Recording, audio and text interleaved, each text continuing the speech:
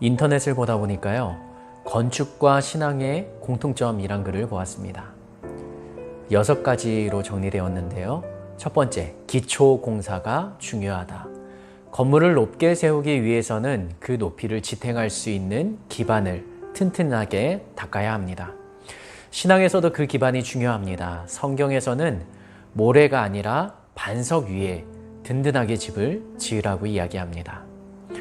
두 번째 공통점은 하루아침에 만들어지지 않는다는 것입니다. 건축은 아무리 빨리 짓는다고 해도 최소한의 공사 기간을 필요로 합니다. 사도 바울처럼 회심의 경험은 한순간에 일어날 수 있습니다.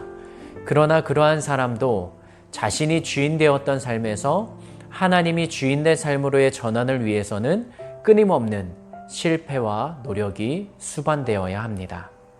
어쩌면 우리 인생의 연수가 닿을 때까지도 그 노력은 계속되어야 할지도 모르겠습니다. 세 번째 공통점은 많은 사람의 손길과 도움이 필요하다는 것입니다.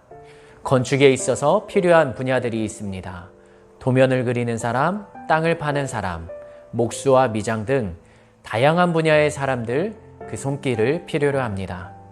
신앙에서도 나 혼자 잘 믿으면 되지 라는 생각으로 건강하게 성장할 수 있을 것 같지만 영적 태아일 때는 어머니와 같은 돌봄의 손길뿐만 아니라 내 옆에서 기도해주는 동역자들의 기도도 필요함을 우리들은 경험하게 됩니다.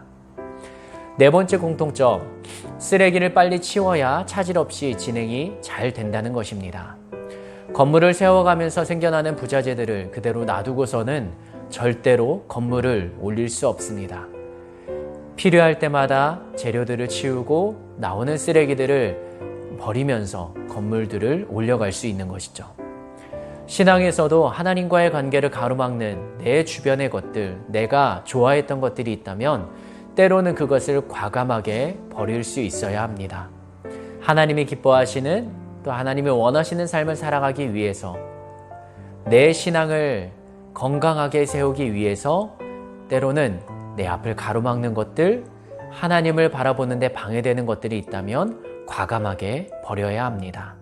다섯 번째로 작은 것부터 꼼꼼하게 챙겨야 합니다. 사소한 것을 간과했다가 단번에 무너질 수가 있습니다. 건물에 들어가는 자재들 중에 하나가 빠진다고 해도 알 수가 없습니다. 그러나 무심결에 간과한 그 자재 하나로 인해서 다시 검사받아야 되고 건물 전체가 무너질 수도 있는 위험에 놓일 수 있습니다. 신앙에서도 바쁘니까 오늘은 쉬자, 성경은 다음에 읽자, 한 번 빠진다고 해서 삶에 큰 지장이 없을지도 모르겠습니다. 그러나 처음이 힘든 것이지 두 번, 세 번은 너무나 쉽게 허용되는 것을 경험하기에 작고 사소한 것이라도 신앙적으로 꼭 지켜야 되는 것이라면 지켜야 함이 필요합니다. 여섯 번째로 감독관의 설계도에 따라 차근차근 진행된다는 것입니다. 건물을 세우기 위해서는 설계도가 반드시 필요합니다. 그 설계도에 따라서 모든 건축이 순차적으로 이루어지는 것입니다. 신앙도 하나님께서 세우신 구원의 길이 있습니다. 그리고 믿음의 성장을 위한 신앙의 여정도 우리에게는 성경을 통해 제시되고 있습니다.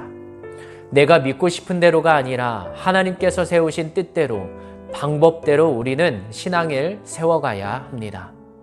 신앙의 여정은 결코 쉽지가 않습니다. 그러나 차근차근 그 길을 따라가다 보면 우리의 믿음은 조금씩 성장함을 경험하게 됩니다. 그 길을 이미 보여주신 분은 하나님이시고 우리는 하나님의 인도하심에 따라 한 걸음씩 신앙이라는 아름다운 건물을 세워나갈 때 나를 통해 하나님이 전파되고 영광 받으실 것입니다. 그 아름다운 신앙의 여정, 그 걸음이 오늘도 펼쳐지기를, 앞으로도 계속 펼쳐지기를 예수님의 이름으로 축복합니다. 감사합니다.